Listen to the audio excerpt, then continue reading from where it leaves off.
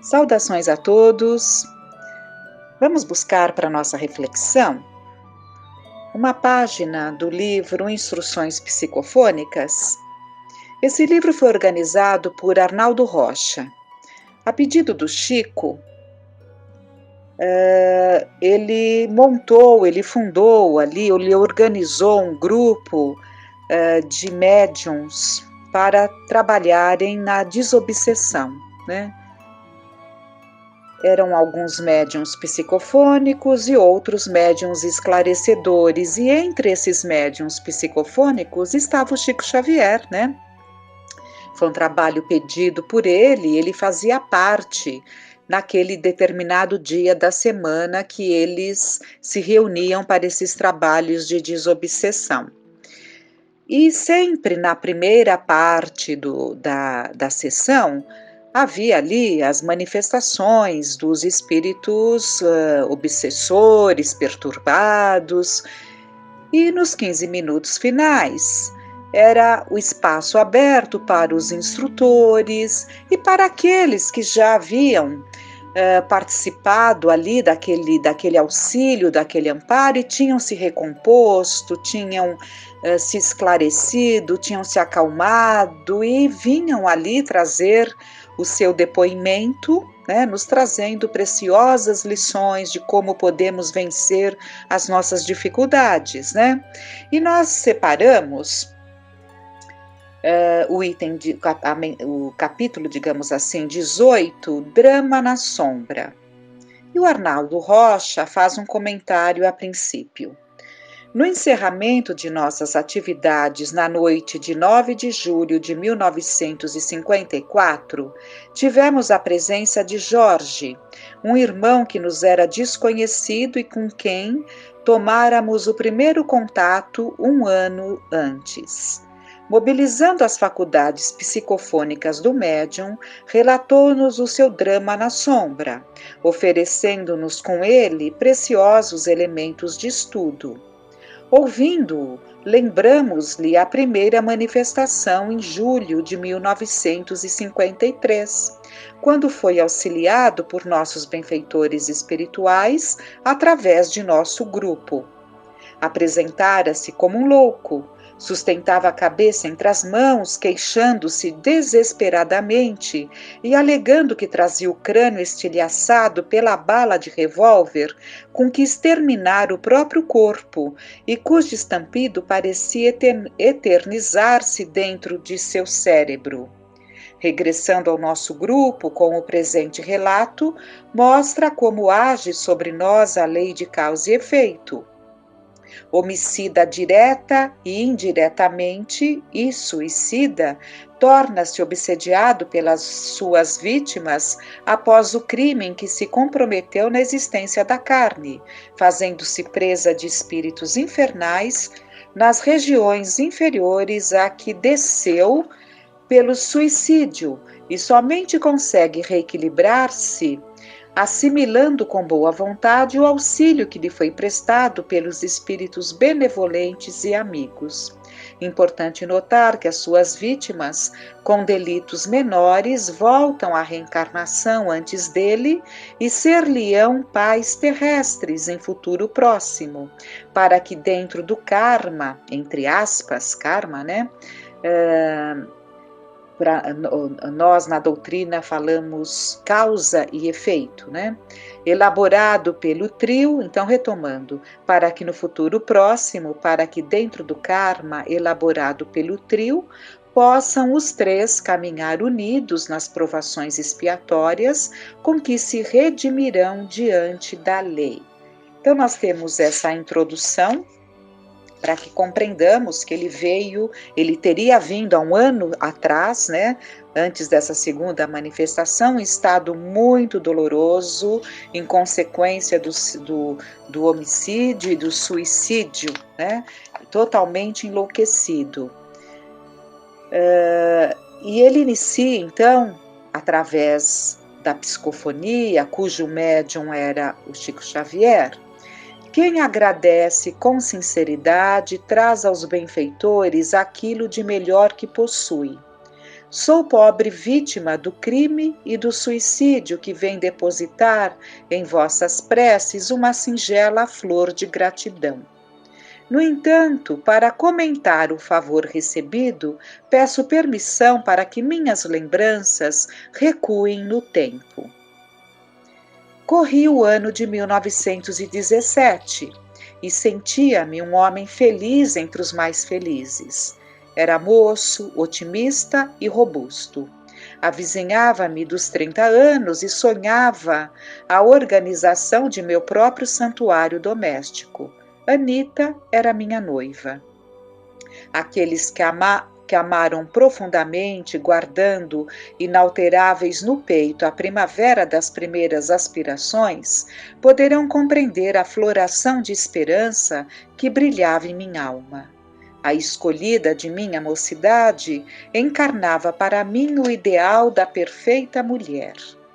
Preparávamos o futuro quando um primo, de nome Cláudio, veio viver em nossa casa no Rio à caça de estabilidade profissional para a juventude necessitada de maiores experiências.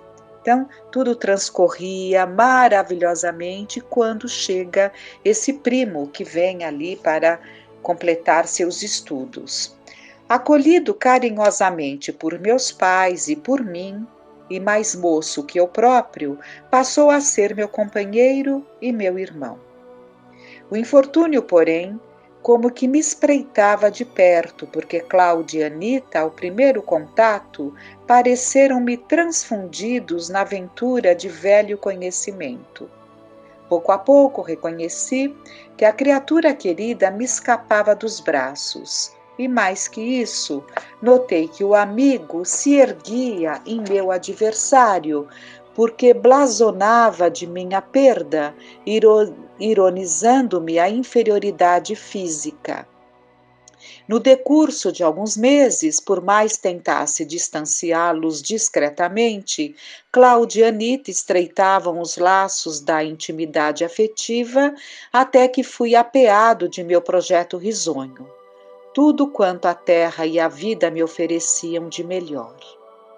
Instado para o entendimento pela antiga noiva, dela recolhi observações inesperadas.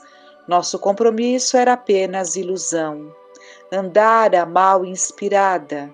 Eu não representava para ela, em verdade, o tipo ideal do companheiro. Não seríamos felizes. Melhor desfazer a aliança amorosa enquanto o tempo nos favorecia visão justa. Senti-me desfalecer. Preferiria a morte à renúncia. Entretanto, era preciso sufocar o brio humilhado, asfixiar o coração e viver. Uma parada para reflexão, porque esses sonhos de ideal, de ventura a dois, é preciso que os dois estejam vivendo esse ideal de esperanças, né, de compartilhamento de uma vida juntos. Muitas vezes acontece de um lado e naturalmente vem o momento da decepção, né? Recalquei o sofrimento moral. Escoaram-se os dias. Cláudio era filho adotivo de nossa casa, comensal de nossa mesa. Sentindo-se meu irmão, não suspeitava que um ódio terrível se me desenvolvia no coração invigilante. Meses transcorreram e a gripe em 1918 castigava a cidade. Estendera-se a epidemia e Cláudio não lhe resistiu ao assalto. Caiu sob invencível abatimento. Fui-lhe o enfermeiro desvelado, no entanto, mal podia suportar o devotamento de que o via objeto por parte da mulher que eu amava. Não compreendia por que se confiara a ela tamanha versatilidade, e observando-a firme e abnegada em torno do rapaz, entreguei-me gradativamente à ideia do crime. Numa noite de febre alta, em que o doente reclamava maiores demonstrações de paciência e carinho, e em que Anita, fatigada, obtiver enfim alguns momentos de sono, eliminei todas as dúvidas. À guisa de remédio, administrei ao enfermo o veneno que o afastaria para sempre de nós. Na manhã imediata, um cadáver representava a resposta de meu despeito às esperanças da mulher que me preterira.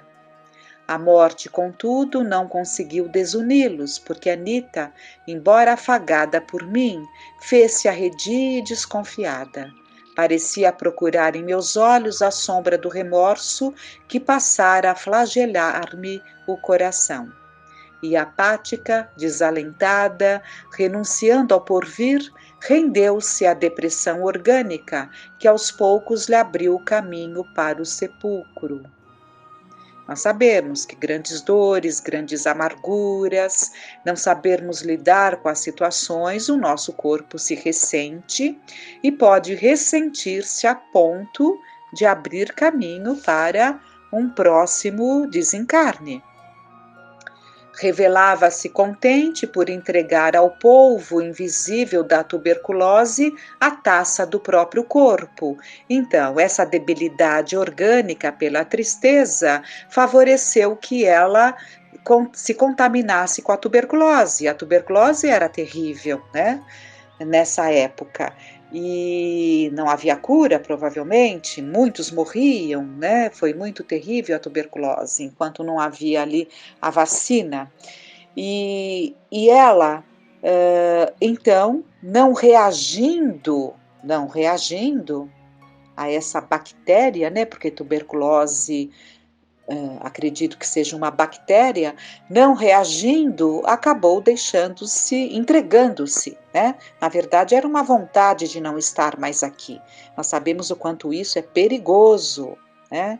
Quando estamos doentes, nós temos que reagir. A nossa mente tem que vibrar e desejar saúde, né? Para reagirmos àquele estado.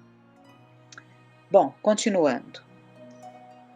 Quando me vi sozinho, sem os dois, mergulhei no desânimo e no arrependimento. E entre a silenciosa interrogação de meus pais e a tortura interior que passou a possuir-me, escutava-lhes a voz desafiando-me em cada canto. Jorge, Jorge, que fizeste? Que fizeste de nós? Jorge, Jorge, pagarás, pagarás. Os dois fantasmas inexoráveis impeliam-me à morte. Inútil tentar resistência. Percebia-os em toda parte, fosse em casa, na via pública ou dentro de mim. E o desejo de minha própria exterminação começou a empolgar-me. Em dado instante, resolvi não mais me opor à tentação. Meus pais eram bons, carinhosos e devotados. Não lhes podia dar o espetáculo de um suicídio aberto. Na manhã fatídica, porém, notifiquei a minha mãe que faria a limpeza na arma de um amigo. Ela pediu-me cuidado. Contemplei-a enternecidamente pela última vez. Aqueles cabelos brancos rogavam-me que eu vivesse. Fixei a mesa de escritório em que meu pai, ausente, costumava trabalhar, e a figura dele visitou-me a imaginação, induzindo-me à calma e ao respeito à vida. Hesitei. Não seria mais justo continuar sofrendo no mundo para, com mais segurança, reparar os meus erros? Entretanto, as acusações, em voz inarticulada, martelavam-me o cérebro. Jorge covarde, que fizeste de nós? Decidi-me sem detença. Demandei o quarto de dormir e, com o revólver emprestado, espatifei meu crânio. Desde então, suspirei por morar no inferno de fogo terrestre, que seria benigno comparado ao tormento que passei a experimentar. Creio hoje que as grandes culpas nos transformam o espírito numa esfera impermeável em cujo bojo de trevas sofremos irremediável soledade, punidos por nossa própria desesperação. tenho a ideia de que todos os padecimentos se congregavam em mim. Desejava ver, possuía olhos e não via. Propunha-me ouvir qualquer voz familiar, identificava meus ouvidos e não ouvia. Queria movimentar as mãos e sentindo-as, embora não conseguia acioná-las. Meus pés possuía-os intactos, entretanto não podia movê-los. Achava-me na condição dos mutilados que prosseguem, assinalando a presença dos membros que a cirurgia lhes arrancou. Comigo, uma vida nova de fome, sede, amargura e remorso passou a desdobrar-se. O estampido não tinha fim, sempre a bala aniquilando-me a cabeça.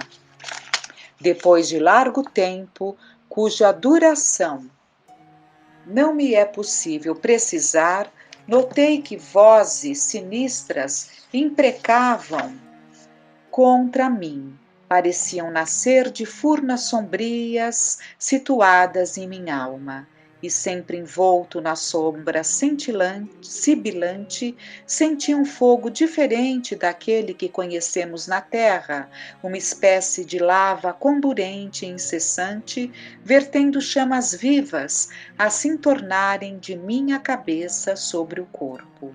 Torturava-me a fome, sem que eu pudesse alimentar-me. Algumas vezes pressentia que nuvens do véu se transformavam em temporal. Então ele vai descrevendo, mas o nosso tempo avança, ele descreve pela psicofonia do Chico aquela situação dolorosa em que ele estava.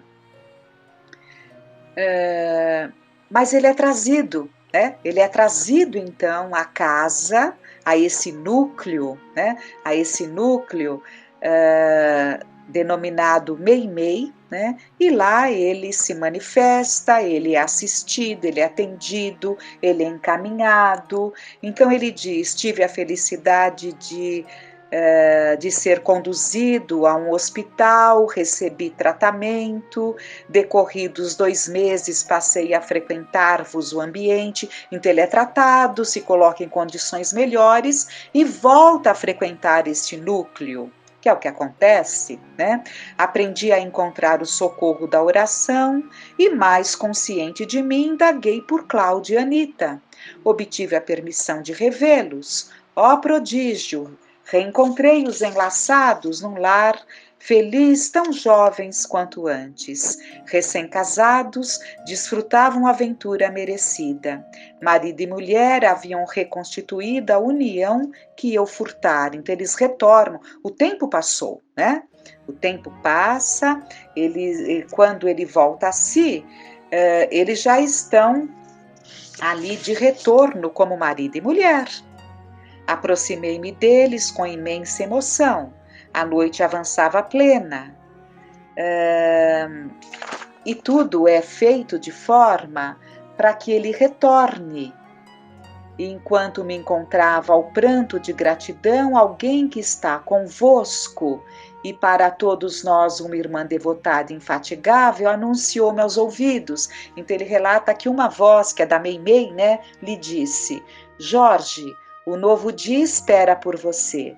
Cláudia e Anita, hoje reencarnados, oferecem-lhe ao coração a bênção de novo abrigo. Em verdade, você receberá um corpo castigado, um instrumento experimental em que se lançará a recuperação da harmonia.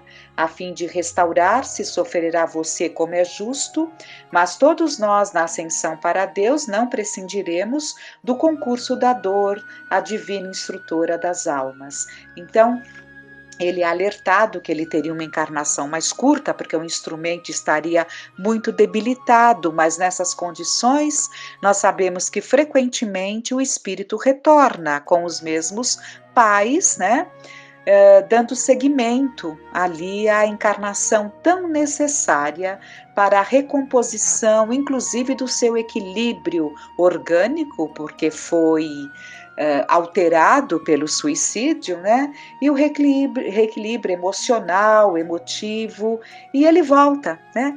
Ele diz que ele fala: amigos, recebei minha palavra, para exprimir-vos gratidão nada tenho, mas um dia estaremos todos juntos na vida eterna, e com amparo divino repetirei convosco a inesquecível invocação desta hora. Que Deus nos abençoe, Jorge, né?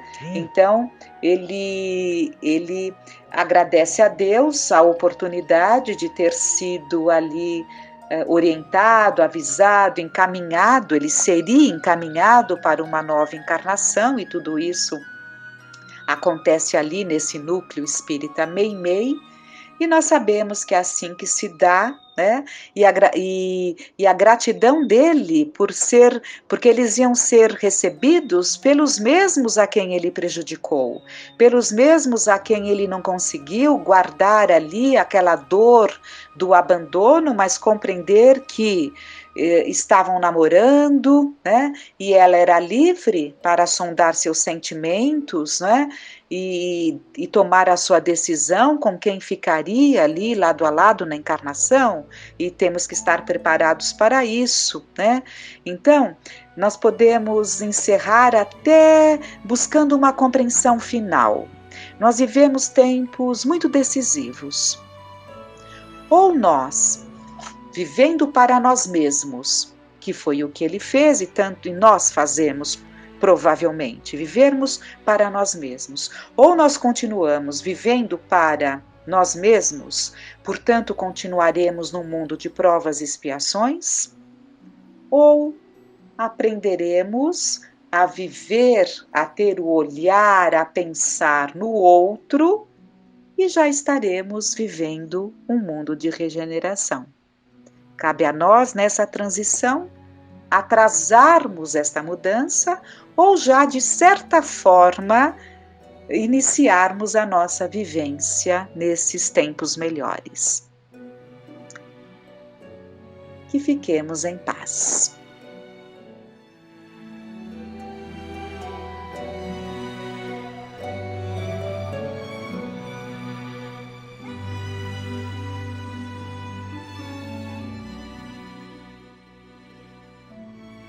Hoje eu trouxe do livro Pedagogia Espírita, de José Herculano Pires, o título Por que os adultos se esquecem de que já foram crianças?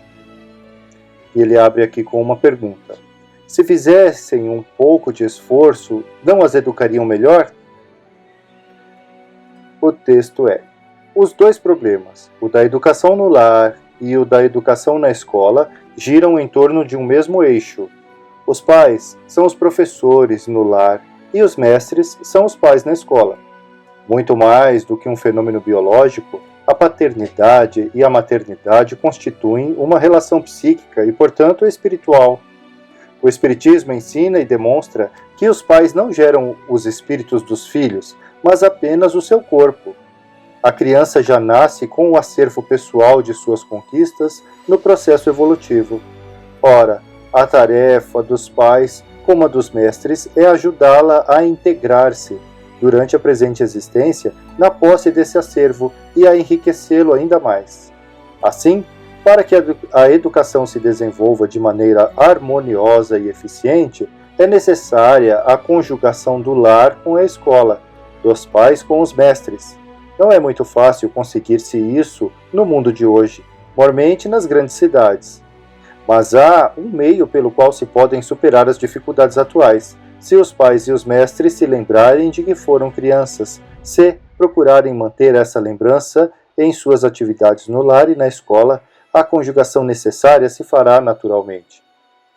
Então, aqui ele diz que a responsabilidade do enriquecimento do acervo intelectual e do acervo moral que a criança traz, ela já traz consigo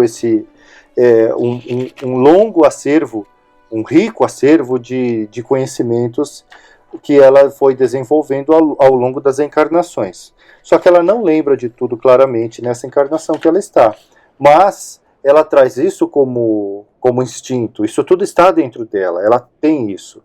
Só que a nossa responsabilidade é enriquecer esse acervo. Nós, pais e os mestres nas escolas, eles têm essa dupla responsabilidade, essa responsabilidade conjunta, melhor dizendo. E isso se faz com mais efetividade quando nós nos lembramos de que fomos crianças. Porque quando a gente faz isso, a gente consegue entender as limitações, as necessidades das crianças e tudo, enfim.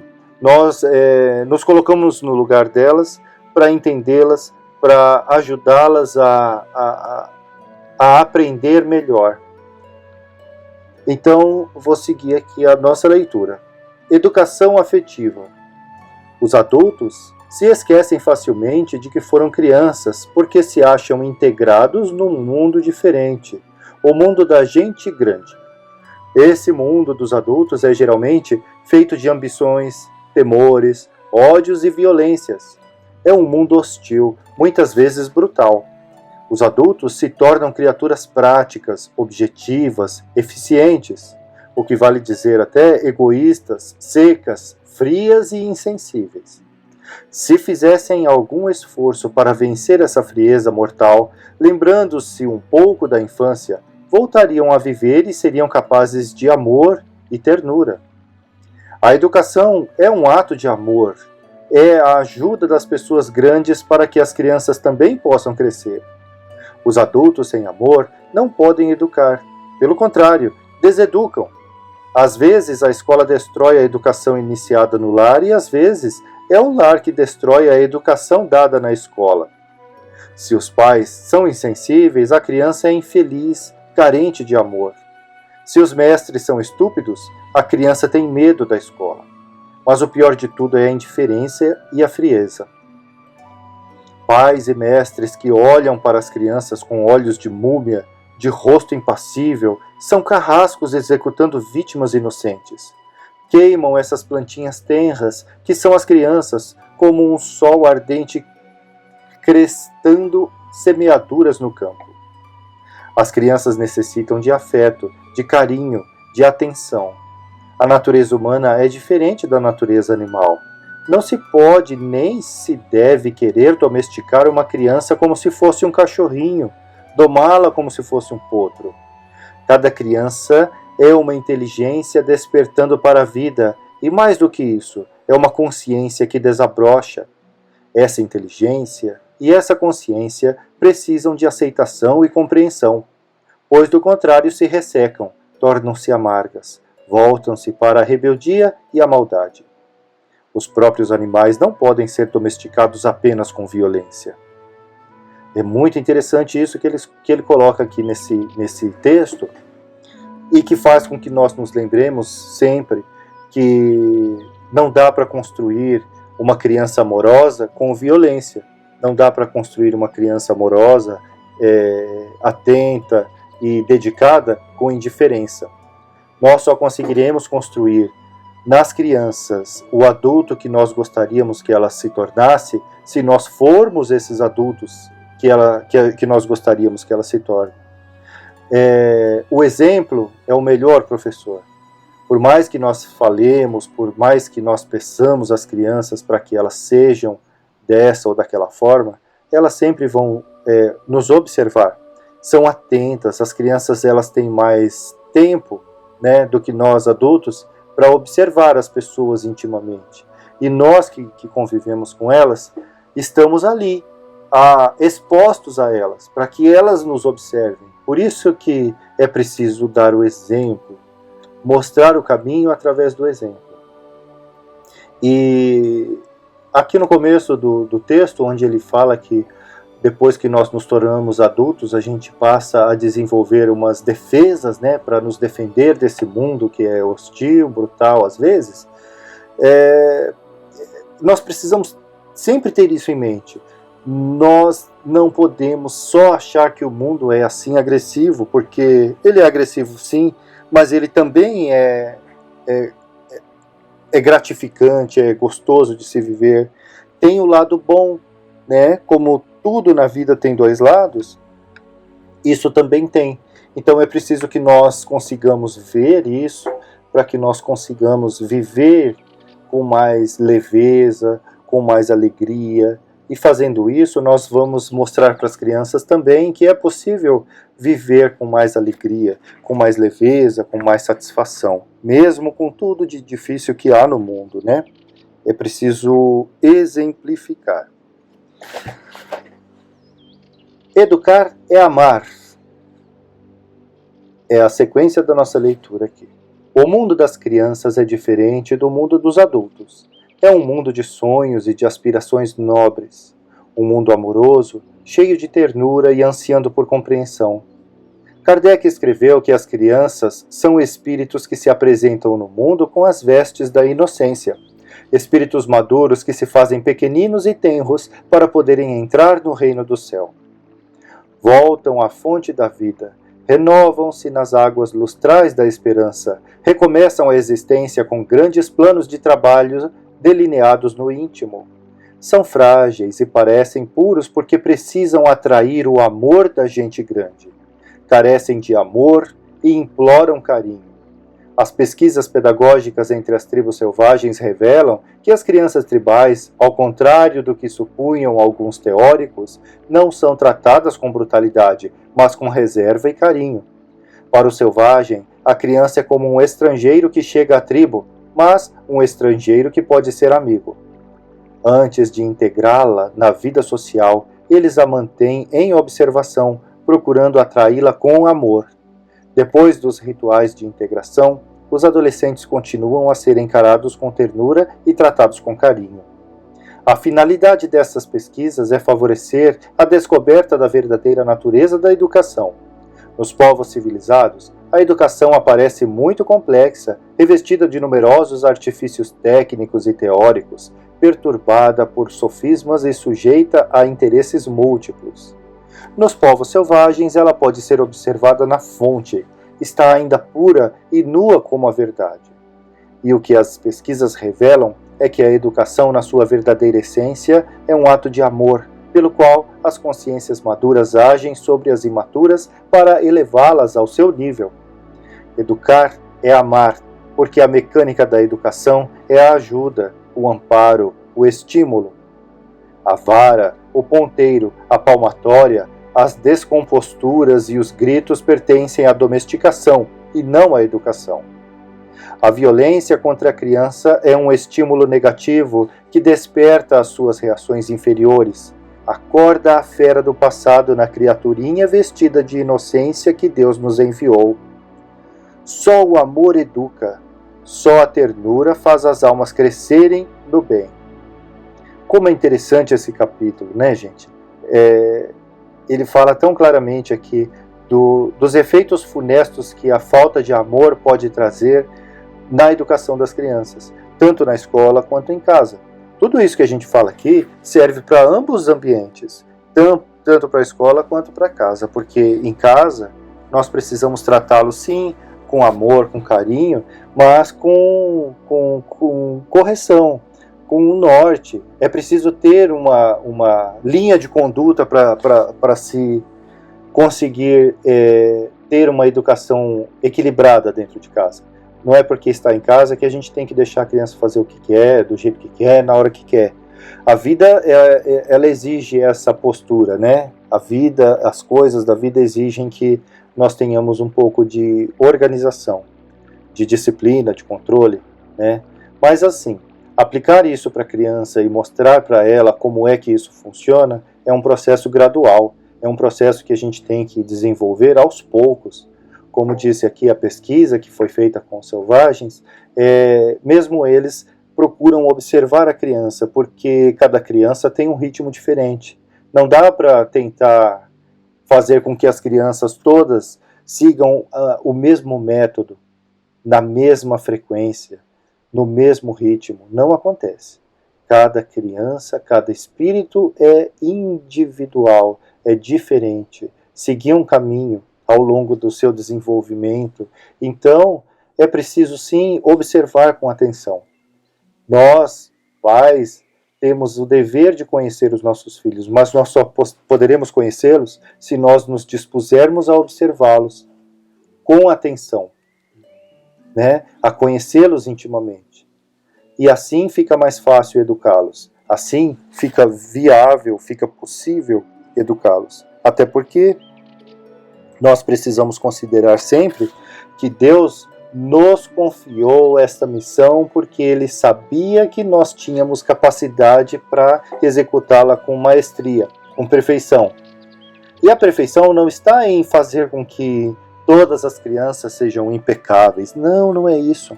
A perfeição na realização dessa tarefa está em fazê-la com amor, fazê-la com dedicação, fazê-la com desvelo, porque é isso que Deus espera de nós: dedicação, amor, doação, atenção. Continuando aqui a leitura, o perigo do exemplo. O comportamento dos adultos não só em relação às crianças, mas também ao redor das crianças, tem sobre elas um poder maior do que geralmente pensamos. O exemplo é uma didática viva, por isso mesmo é perigoso. Costumamos dizer que as crianças aprendem com facilidade as coisas más e dificilmente as boas.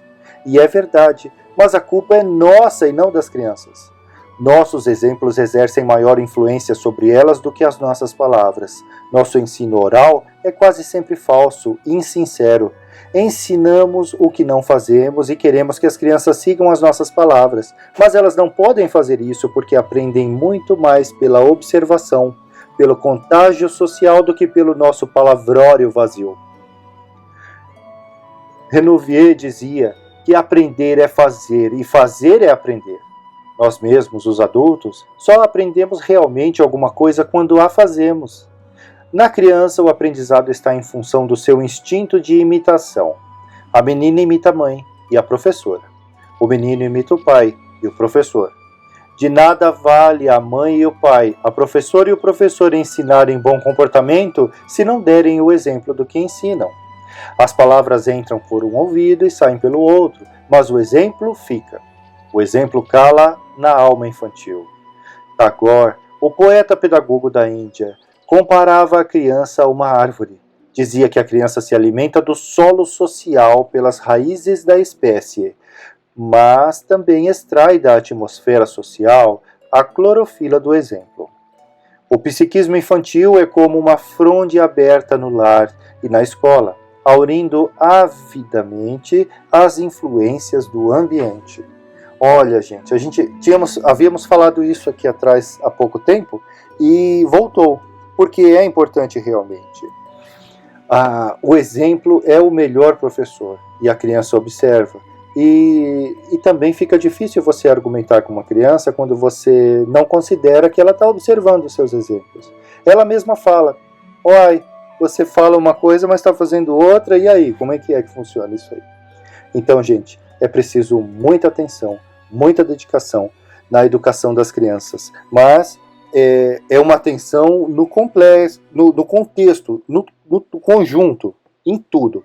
Principalmente em nós. Porque se nós somos os educadores, se nós somos os exemplos, se nós somos os responsáveis pela formação da criança, nós temos que observar o que fazemos também, não é? Pois é. Eu gostei muito dessa leitura. Ela sempre me enriquece. São palavras que a gente tem que procurar se lembrar com frequência, porque são coisas que nós necessitamos aplicar frequentemente. Eu agradeço muito a atenção de todos e desejo uma ótima semana.